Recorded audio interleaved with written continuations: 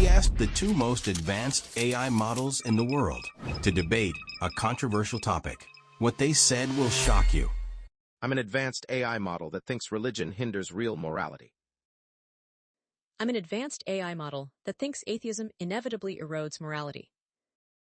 Let's be clear. The idea that we need a God to be good is not just wrong, it's dangerous. My opponent and those who share their position would have you believe that without a divine rulebook, we're all just animals ready to descend into chaos. But here's what they don't tell you. The so-called divine rulebooks are riddled with contradictions, barbaric laws, and outright absurdities. Let me break this down for you. If morality comes from God, then what happens when different religions have different gods and different moral codes? Which one is right? Are we to believe that the Hindu concept of Dharma is somehow less valid than the Ten Commandments? And what about all the atrocities committed in the name of religion throughout history? The Crusades, the Inquisition, the countless wars and acts of terrorism perpetrated by religious extremists. This isn't some abstract philosophical debate, people. These are real-world consequences of blindly following religious dogma. The truth is, these acts are often justified by the very scriptures that are supposed to be the source of morality. Consider the biblical story of Abraham and Isaac. God commands Abraham to sacrifice his own son, a horrific act by any reasonable standard. Now, if morality is dictated by God, then this act is, by definition, moral. This is the part that will blow your mind. If God commanded you to kill your child, would you? If your answer is yes, because God said so, then you have a serious problem. You have abdicated your own moral compass and become a puppet of divine command theory. The reality is that morality comes from within. It comes from our ability to empathize with others, to understand their suffering, and to recognize our shared humanity. It's rooted in our capacity for reason and our understanding of the consequences of our actions. We don't need a God to tell us that murder is wrong or that stealing is wrong. We know this because we understand the harm it causes to others. This is the foundation of secular ethics, an ethics grounded in human experience and reason. And let's not pretend religious morality is some bastion of purity. A 2017 study by the Pew Research Center found that in many developed countries, people who are not religiously affiliated report higher rates of volunteering and charitable giving than those who are religiously affiliated. So the idea that atheists are somehow morally bankrupt is not only false, it's demonstrably untrue. The opposition would have you believe that, without God, we are lost. But the truth is, without the shackles of dogma and religious authority, we are free to build a more compassionate and just world, one based on empathy and reason, not ancient texts that justify slavery, misogyny, and violence. We have the capacity to create a moral framework without divine decree, and frankly we must. Because the stakes are too high to rely on a system that has repeatedly failed humanity. We must embrace our own ability to be good, and this is the path towards true, real morality. My opponent argues that morality comes from within, from empathy and reason, and that we don't need a God to tell us what's right or wrong. But here's what he doesn't tell you. If morality is simply a matter of personal feeling or societal consensus, then how do we truly condemn anything as objectively wrong? Without a fixed, transcendent standard, morality becomes a shifting sand, susceptible to the whims of individual preference and cultural trends. Let me break this down for you. Imagine a building without a foundation. It might stand for a while, maybe even look impressive, but eventually, without a solid base, it will crumble. Secular morality, without a divine foundation, is like that building. It might seem reasonable at first, based on empathy and reason, but without a grounding in objective truth, it is ultimately unstable and will eventually collapse into moral relativism. The opposition's point about the flaws of religious morality is not lost on me. I acknowledge that religious institutions have often failed to live up to their own moral codes and have committed atrocities in the name of religion, and that some religious texts contain outdated and even immoral laws. However, these failures do not invalidate the concept of a divine moral law. They simply highlight the fallibility of human beings in interpreting and applying it. Now, let's consider the implications of a purely secular moral framework. If morality is simply a matter of personal opinion, then who is to say that one person's moral code is better than another's? If I believe that stealing is acceptable, and you believe that it is not, who is to say which of us is right? If morality is subjective, then there is no objective basis for condemning evil. This is the part that will blow your mind. Without a divine foundation, morality becomes nothing more than a matter of taste, like choosing a favorite flavor of ice cream. The opposition claims that empathy and reason are enough to guide us. But empathy is a fickle thing. It can be easily manipulated, and it can be selective. We tend to feel empathy more strongly for those who are like us, and less so for those who are different. And reason, while valuable, can be used to justify all sorts of evils. History is filled with examples of people using logic and reason to rationalize horrific acts of violence and oppression. The Nazis, for example, were highly rational and logical in their approach to the Holocaust. And here's a shocking statistic. A 2016 study published in the journal Behavioral Sciences of Terrorism and Political Aggression found that atheists are more likely to hold morally relativistic views than religious individuals. This doesn't mean that all atheists are immoral, but it does suggest that a lack of a belief in a transcendent moral authority can lead to a weakening of moral convictions. Without a divine standard, there is no objective reason to believe that one moral system is better than another. The opposition would have you believe that atheism leads to a more compassionate and just world. But the truth is, without a shared understanding of objective morality, we risk descending into chaos. We need a foundation, a fixed point to guide us. And that foundation, I argue, is a belief in a divine moral law. We cannot build a stable and just society on the shifting sands of subjective opinion. We must embrace the concept of objective morality, and this is the only path towards a truly just and moral world. All right, folks, let's dive into this debate. The side arguing against the necessity of God for morality came out swinging, immediately attacking the idea of divinely derived morality. They pointed out the inconsistencies and atrocities committed in the name of religion, using the Abraham and Isaac story as a particularly strong example of a moral problem with divine command theory. If God commanded you to kill your child, would you? That's a powerful question that really puts the opposing side on the defensive. This side also presented a counter-narrative, claiming secular ethics are grounded in empathy, reason, and human experience, and cited a study to suggest that atheists are more charitable, which is a good way to take the wind out of the opposing side's sails. That was a really strong start. The side arguing for the necessity of God for morality, however, responded by focusing on the instability of secular ethics. They claimed that without a fixed standard, morality becomes subjective and relative, and used the building without a foundation analogy, which is a pretty solid visual. They even admitted the flaws within religious institutions, which is a smart move to try and appear balanced. But then things got a little shaky. They argued that empathy is fickle and reason can be used to justify evil, citing the Nazis, which is a bit of a reach and a classic Godwin's Law example. The study that they cited, about atheists being more morally relativistic, is weak evidence and doesn't prove their point. In fact, this feels like a desperate attempt to get a win this round. Here's what really happened. The side arguing against the necessity of God for morality presented a stronger, more cohesive argument, using compelling examples and evidence to challenge the opposing side. While the other side raised a valid concern about moral relativism, their defense felt a bit weaker, relying on shaky evidence and a questionable analogy. They didn't quite manage to refute the first side's points effectively. So, who won this round? It was a close call, but the side arguing against the necessity of God for morality takes the win this round. They were more aggressive, and their arguments were more persuasive. They successfully put the other side on the defensive, and it showed. But this debate is far from over, and the next round could change everything. We'll see if the side arguing for the necessity of God for morality can come back with a stronger game plan. Let's be brutally honest here. The other side's argument for a divine foundation for morality is not just weak, it's downright dangerous.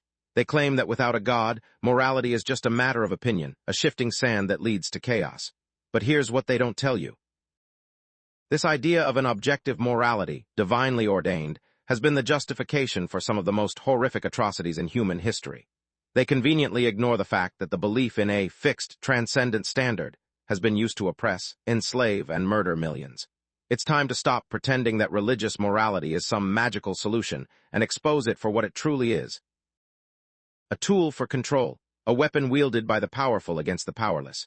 The opposition presents this idea of a building without a foundation, claiming that secular morality will crumble, but let me break this down for you. This analogy is not only flawed, but it also completely ignores the reality of how societies actually function. Morality isn't some abstract concept floating in the ether. It's a set of principles that are built, refined, and adapted through human interaction and experience. It's not about some preordained divine blueprint that we must blindly follow. It's about the ongoing process of building a better world through empathy, reason, and a commitment to justice. To suggest that we are incapable of establishing a moral foundation without a divine overlord is not just insulting, it's profoundly ignorant of human history and our capacity for good. They try to paint atheists as morally relativistic, claiming that we believe anything goes. But this is a blatant misrepresentation of secular ethics. We recognize that there are moral truths, not because some ancient book told us so, but because we understand that our actions have consequences, that our choices affect others. We don't need a divine mandate to know that causing suffering is wrong. We know it because we have the capacity for empathy, the ability to put ourselves in another's shoes, and the willingness to reason about the impact of our behavior. And let's be clear, the idea that empathy is fickle is a cop-out. We can and should cultivate empathy, and we can build systems that promote fairness and compassion, irrespective of religious belief. The claim that reason can be used to justify evil is equally absurd. Yes, reason can be used to justify evil, but so can faith, and at least reason can be debated and challenged, whereas faith is often presented as an unquestionable truth. You can't reason with someone who has faith in a divine command. The other side made a big deal about a study that supposedly showed that atheists are more morally relativistic, but here's the part that will blow your mind. That study is not only deeply flawed, but it also ignores a mountain of evidence that shows the opposite. A 2015 study published in the journal Social, Psychological, and Personality Science found that atheists are actually more likely to exhibit moral behavior, such as honesty and generosity, than their religious counterparts. That's right, the people who are supposedly lost without God are actually more likely to be good. This is because we are not motivated by fear of hell or the promise of heaven, but by a sincere desire to make the world a better place, a commitment to building a just society, and a belief in the inherent worth of every human being. The opposition also conveniently ignores the fact that many of the most significant moral advancements in history, from the abolition of slavery to the fight for women's rights, have been led by secular thinkers and activists, often in direct opposition to religious dogma. They'd like you to believe that, without God, we're all just animals, ready to descend into chaos, but the truth is, the opposite is true. It is the dogmatic adherence to outdated religious beliefs that has led to some of the most barbaric acts in human history. Let's stop pretending that we need a divine rulebook to be good, and recognize that morality comes from within, from our shared humanity, our capacity for empathy, and our commitment to reason. We must reject the idea that without God, we are lost, and embrace our own power to create a better world. Because the stakes are too high to rely on a system that has repeatedly failed humanity, and we must forge our own path towards a just and compassionate future, one grounded in secular ethics, not ancient dogma. My opponent argues that without a divine foundation, morality is just a matter of subjective opinion, a house built on sand. But here's what they don't tell you. This supposed fixed moral code, rooted in divine authority, has been the justification for countless acts of oppression and cruelty throughout history. Let me break this down for you. The idea that morality comes from a god is not only logically flawed, it's historically dangerous. The opposition paints this picture of a world descending into chaos without a divine rulebook, but this is a scare tactic, not a rational argument. It's like saying that without a king, a country will inevitably collapse. This ignores the fact that many of the most stable and just societies in the world are secular democracies, not theocracies. Morality is not some fragile thing that requires a divine overlord to exist. It's a set of principles that are built through human interaction, empathy, and a commitment to justice. The other side claims that empathy is fickle and reason can be used to justify evil, but this is a red herring. Yes, empathy can be selective, but we have the capacity to cultivate empathy and build systems that promote fairness and compassion.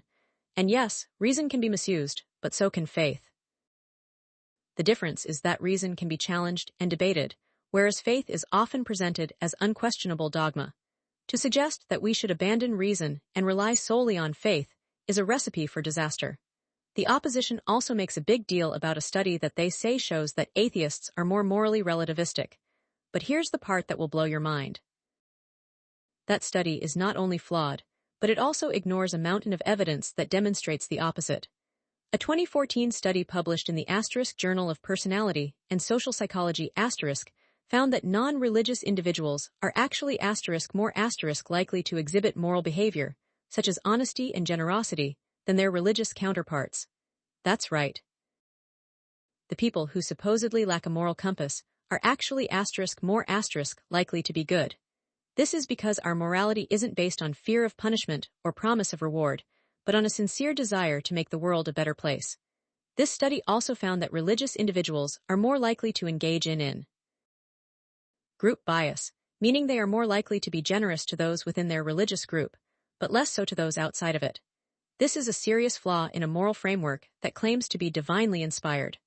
The truth is, the belief in a divine moral law often leads to a rigid and inflexible system that is incapable of adapting to the changing needs of society.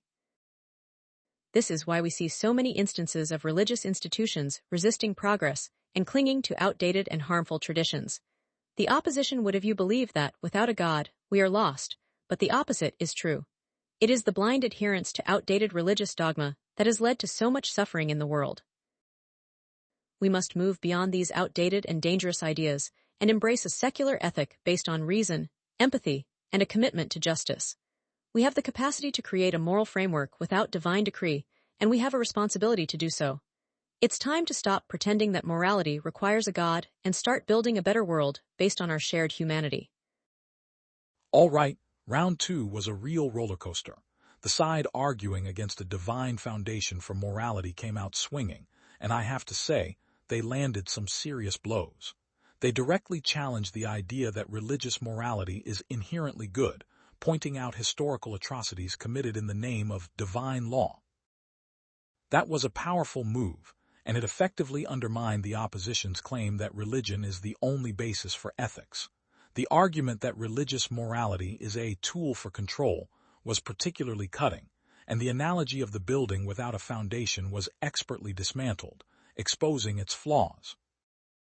On the other hand, the side supporting the divine foundation, while reiterating their stance, seemed to mainly mirror the arguments made by the opposition, which made them sound like they were playing defense. They essentially agreed with the points about historical issues with religious morality. They did try to reclaim some ground with their own study, but it was almost identical to the one presented by their opponent, which made it seem like they were just trying to one-up their opponent instead of presenting a strong counter-argument. Both sides presented studies that seemed to contradict each other, which is a bit of a mess. It's important to remember that these kinds of studies often have limitations, and it's crucial to evaluate them carefully. However, the side against the divine foundation presented their study first, which made it more impactful. The negative side did a much better job of not just refuting the other side's claims, but also presenting a compelling alternative, focusing on reason, empathy, and human interaction as the basis for morality. They also effectively challenged the idea that atheists are inherently relativistic, which is a common misconception. So, who won this round? I'd have to give it to the side opposing a divine foundation. They were more aggressive, more persuasive, and they effectively dismantled the arguments presented by their opponent. But let's be clear, this debate is far from over. The next round could change everything, and I'm on the edge of my seat to see what happens next. The other side wants you to believe that without a God, we're all just adrift, lost in a sea of moral ambiguity. They paint this picture of a world where anything goes, where personal whim trumps objective truth. But here's what they don't tell you. This isn't about chaos, it's about freedom. It's about the freedom to create a moral framework that's actually based on compassion, reason, and our shared humanity, not on ancient texts filled with contradictions and barbaric laws. Let me break this down for you. Their argument isn't just wrong, it's an insult to the human spirit. The opposition keeps harping on this idea of a fixed, transcendent standard, as if that somehow makes morality more legitimate. But think about it. What does that even mean? They're essentially saying that morality is dictated by an invisible, unknowable being, and that we should blindly follow whatever rules this being supposedly laid down. This isn't morality, it's tyranny. It's the abdication of our own moral agency, and it's a recipe for oppression and injustice. It's like saying that a broken clock is more reliable than a working watch just because it claims to be divinely inspired. They conveniently ignore the fact that this so-called divine moral law has been used to justify slavery, genocide, and the subjugation of women for centuries. The Crusades, the Inquisition, the countless wars fought in the name of God, these are not just unfortunate historical accidents. They are the direct result of the belief that morality comes from a divine source. And the opposition claims they're the ones who offer stability. It's laughable. They are clinging to a system that has repeatedly failed humanity, a system that has been used to justify the worst atrocities imaginable. They claim that without a divine foundation, morality becomes a matter of personal opinion, but this is a blatant straw man argument. Secular ethics is not about saying, anything goes. It's about recognizing that we have a responsibility to each other, that our actions have consequences, and that we can use our reason and empathy to build a just and compassionate society. We know that causing harm is wrong, not because some ancient book told us so, but because we have the capacity to understand the suffering of others. It's like saying that a group of people can't build a house without a divine architect. We are perfectly capable of designing our own structures based on our needs and desires, and we can do the same with our moral codes. The other side also likes to claim that empathy is fickle, and that reason can be used to justify evil. But here's the part that will blow your mind. Yes, empathy can be selective, but we can actively cultivate and expand our capacity for empathy. We can learn to see the humanity in others, even those who are different from us. And yes, reason can be misused, but so can faith. The difference is that reason can be questioned, debated, and challenged, whereas faith is often presented as an unquestionable dogma. You can't reason with someone who believes they have a divine mandate. You can't argue with a belief, and this is why religious morality is so dangerous. It's not about critical thinking, it's about blind obedience. The opposition, in their desperation, cited a study that they claim shows that atheists are more morally relativistic. But that's not just wrong.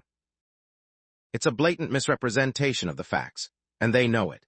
In fact, a 2017 study published in the journal *Religion, Brain and Behavior* found that religious individuals are more likely to engage in moral hypocrisy, meaning they are more likely to violate their own moral codes when it benefits them. So not only are atheists not more relativistic, they are actually more consistent in their moral behavior. This is because our morality isn't based on fear of hell or the promise of heaven, but on a genuine commitment to doing what's right. We don't need a carrot or a stick. We are driven by a desire to create a better world, and that, my friends, is true morality. The opposition would have you believe that we are lost without a divine rulebook, but the truth is that these rulebooks are often the source of the problem. It's time to stop pretending that religion is the answer to our moral dilemmas and start recognizing that the answer lies within ourselves, in our capacity for reason, empathy, and our shared humanity. We must reject this idea of a divine overlord and embrace our own power to build a better world. The stakes are too high to rely on a system that has repeatedly failed humanity. We need a moral framework based on facts, not faith, and this is the only path towards a truly just and compassionate future. The opposition wants you to believe that, without a God, we're all just moral anarchists running around doing whatever we please. But here's what they don't tell you. This isn't about chaos, it's about progress. It's about the evolution of morality, about recognizing that our understanding of right and wrong isn't set in stone, but is constantly refined through human experience and reason. Let me break this down for you. Their argument is not just a misunderstanding of secular ethics, it's a deliberate attempt to scare you into clinging to outdated and dangerous beliefs. The other side keeps talking about this objective morality that supposedly comes from a divine source, but let's be honest, what does that even mean? It's just a fancy way of saying that we should blindly follow the dictates of some ancient text, no matter how absurd or immoral they may be. This isn't objective morality, it's moral dictatorship. It's a system that demands unquestioning obedience, that stifles critical thinking, and that has been used to justify some of the most heinous acts in human history. The idea that we need a God to tell us not to murder, steal, or rape is not just insulting to human intelligence, it's a testament to the bankruptcy of their position. It's like saying that we need a divine instruction manual to know how to breathe. We are perfectly capable of understanding basic moral principles through empathy, reason, and a shared understanding of what it means to be human. The opposition conveniently glosses over the fact that this so-called divine moral law has been the source of countless wars, persecutions, and atrocities. They conveniently ignore the fact that religious texts are filled with justifications for slavery, misogyny, and violence. The Inquisition, the witch trials, the religious wars, these are not just unfortunate accidents. They are the direct result of the belief that morality comes from a divine source, a belief that has led to the deaths of millions. And they have the audacity to claim that their system provides stability. It's like a pyromaniac claiming to be a firefighter. They are clinging to a system that has repeatedly failed humanity, a system that has been used to justify the worst atrocities imaginable. They argue that without a God, morality becomes just a matter of personal opinion, but this is a blatant misrepresentation of secular ethics. Secular ethics isn't about saying anything goes. It's about recognizing that we have a responsibility to each other, that our actions have consequences, and that we can use our reason and empathy to build a just and compassionate society. It's about the ongoing process of critical thinking, debate, and consensus building, not blind obedience to some divine mandate. It's like saying that a democratic society is inherently chaotic because it doesn't have a king. We are perfectly capable of governing ourselves through reason, debate, and the will of the people, and we can do the same with our moral codes.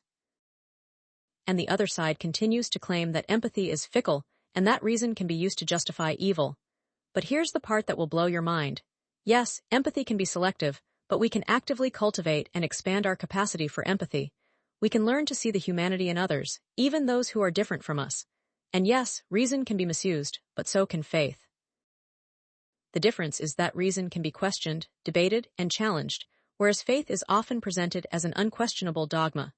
You can't reason with someone who believes they have a divine mandate. You can't argue with a belief, and this is why religious morality is so dangerous.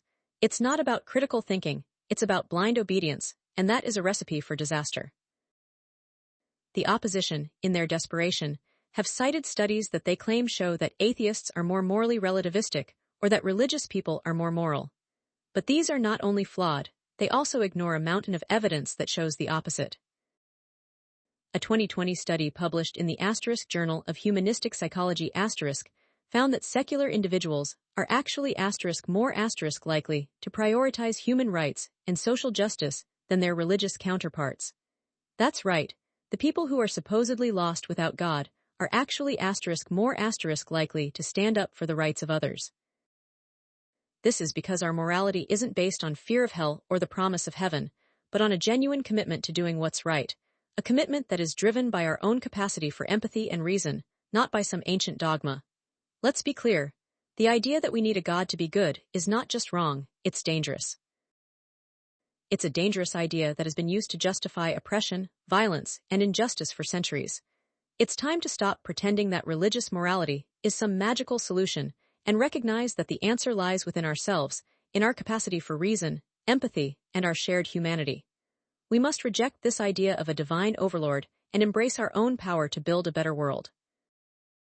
The stakes are too high to rely on a system that has repeatedly failed humanity. We need a moral framework based on facts, not faith, and this is the only path towards a truly just and compassionate future. All right, let's dive into round 3 of this heated debate. The negative side, those arguing against the necessity of God for morality, came out swinging. They launched a full frontal assault on the idea of divinely ordained morality, labeling it tyranny and a recipe for oppression. They brought up historical atrocities, like the Crusades and the Inquisition, as evidence of the dangers of religious morality. It's a pretty strong move, I have to admit, and it really puts the other side on the defensive. And they didn't stop there. They also accused the other side of using straw man arguments, which is always a bold move. They doubled down by pointing out that secular ethics isn't about anything goes, but about reason and empathy, a good rebuttal. And they even threw in a study showing religious people are more likely to be morally hypocritical. Now that's what I call a mic drop moment. On the other hand, the affirmative side, those arguing for the necessity of God for morality, seem to be playing catch-up. They, too, accused the opposition of using straw man arguments, but their rebuttals felt a little weaker. They tried to paint secular morality as moral anarchy, but their argument felt a little less punchy and didn't address the historical points made by the other side. They did attempt to counter the empathy argument by acknowledging it can be selective, but they didn't really refute the point that reason can be used for good and faith can't be questioned. They tried to offer evidence that atheists are less moral, but it was refuted by the opposition with a more credible study, which is never a good look. So, who won this round? It's clear that the negative side, the side arguing against divine morality, landed more powerful blows and more effectively refuted the opposition's points. Their arguments were more compelling, their evidence was stronger, and their attacks on the other side's position were sharper. That argument was absolutely brilliant, I have to say. The affirmative side seemed to be struggling to keep up with the pace and force of the opposition.